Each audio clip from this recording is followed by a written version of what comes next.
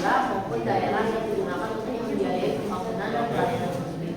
Salah satu jenis pajak daerah yang penting adalah pajak bumi dan bangunan PBB, yaitu pajak yang dikenakan atas kepemilikan, penguasaan atau pemanfaatan bumi atau pembangunan. PBB dihitung berdasarkan nilai jual objek pajak (NJOP) yang mencerminkan nilai pasar suatu properti. Semakin tinggi NJOP, maka semakin besar pula pajak yang harus dibayar oleh wajib pajak. Oleh karena itu, perubahan NJOP memiliki dampak langsung terhadap besaran PBB yang dibebankan kepada masyarakat.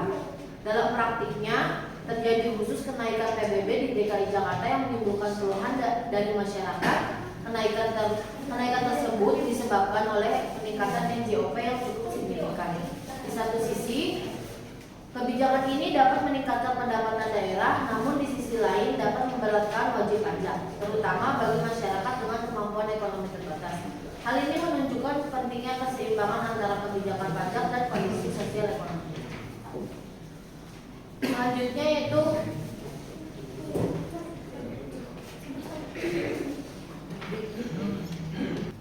ada penelitian ini menggunakan pendekatan kualitatif dengan metode deskriptif analisis untuk mengkaji konsep pajak bumi dan bangunan serta penerapannya dalam praktik.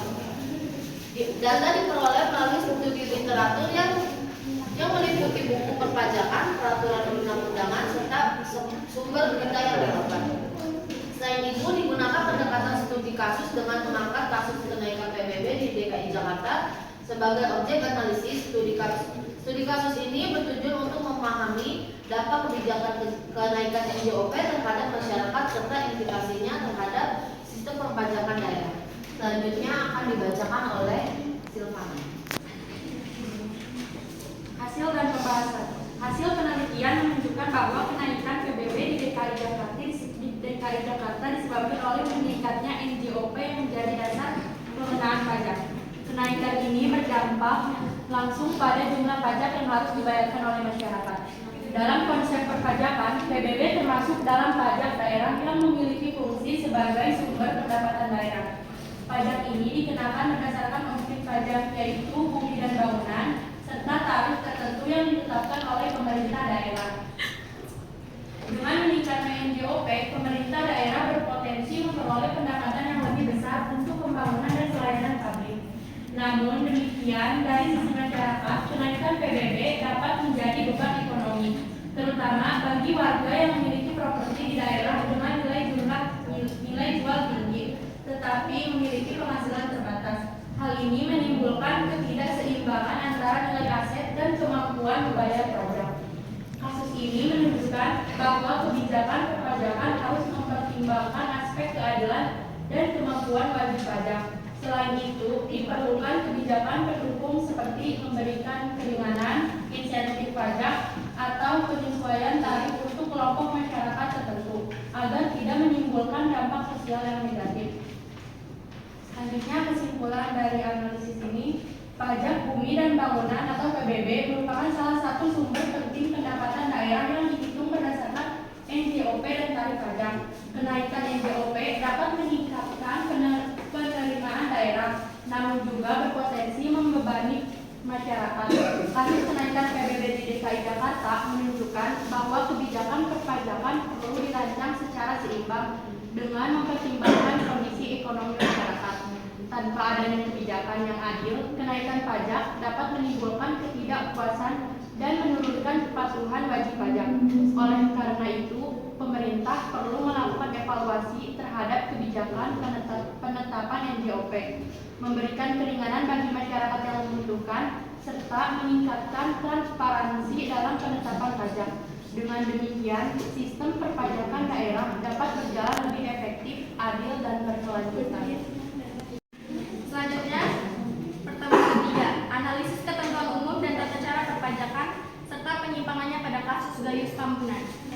Pajak merupakan salah satu instrumen untuk utama dalam pembiayaan negara yang bersifat memaksa, berdasarkan undang-undang dan digunakan untuk kepentingan umum. Dalam konteks Indonesia, pelaksanaan kewajiban perpajakan diatur dalam Ketentuan Umum dan Tata Cara Perpajakan (KUHP) yang menjadi dasar dalam penyelenggaraan administrasi perpajakan. KUHP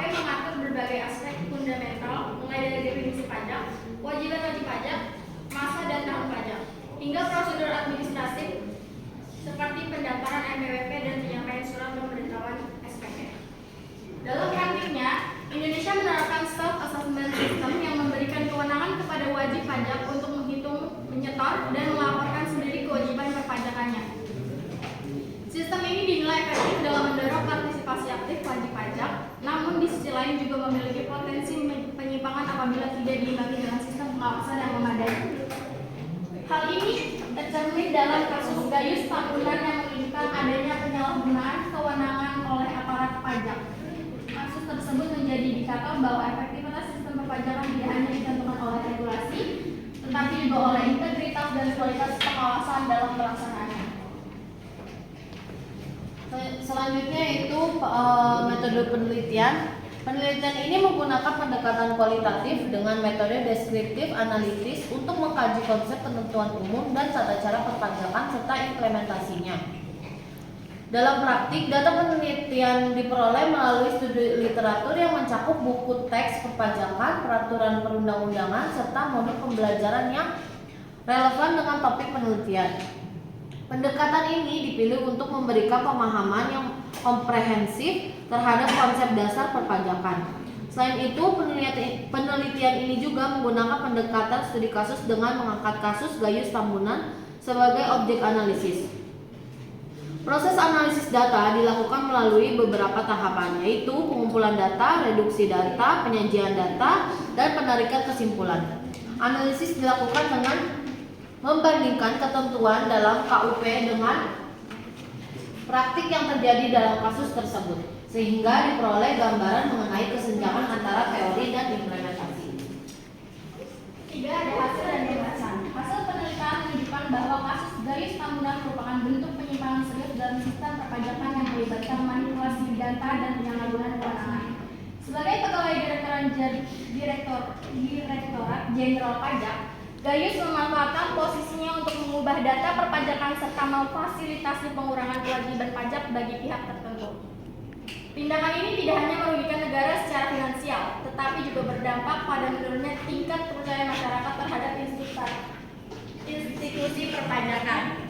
Dalam perspektif KUP, setiap wajib pajak diwajibkan untuk memiliki NPWP sebagai identitas perpajakan serta melaporkan kewajiban perpajakannya melalui SPT secara benar, lengkap, dan jelas. Selain itu, sistem perpajakan juga dilengkapi dengan mekanisme pengawasan melalui pemeriksaan audit guna memastikan kepatuhan wajib pajak.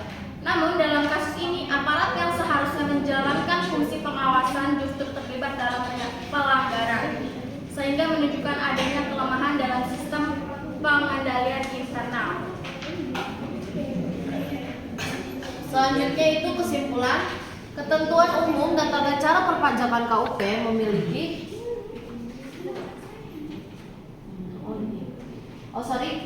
Lebih lanjutnya, kasus ini mengindikasikan bahwa penerapan self-assessment system belum sepenuhnya optimal, ketiadaan pengawasan yang efektif, serta rendahnya integritas aparat menjadi faktor utama terjadinya penyimpangan. Oleh karena itu, diperlukan penguatan sistem pengawasan, peningkatan transparansi, serta pemanfaatan teknologi informasi dalam administrasi perpajakan untuk meminimalisir potensi kecurangan di masa mendatang. Selanjutnya yaitu kesimpulan, ketentuan umum dan tata cara perpajakan KUP memiliki peran strategis dalam mengatur sistem administrasi perpajakan di Indonesia. Melalui KUP, pemerintah menetapkan berbagai ketentuan yang bertujuan untuk menciptakan sistem perpajakan yang tertib, transparan, dan akuntabel. Namun demikian, kasus Gayus Tambunan menunjukkan bahwa implementasi KUP masih menghadapi berbagai tantangan, terutama dalam aspek pengawasan dan integritas aparat. Penyalahgunaan kewenangan yang terjadi dalam kasus tersebut mencerminkan adanya kelemahan dalam sistem pengendalian internal yang perlu segera diperbaiki. Oleh karena itu, diperlukan langkah-langkah strategi seperti peningkatan kualitas pengawasan, penegakan hukum yang tegas, serta penguatan integritas aparat perpajakan.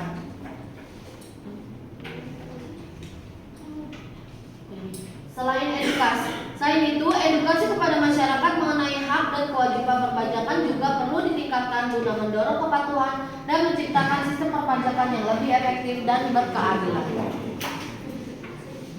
Sekian dari pertemuan 2 dan 3, kurang lebihnya mohon maaf. Wassalamualaikum warahmatullahi wabarakatuh.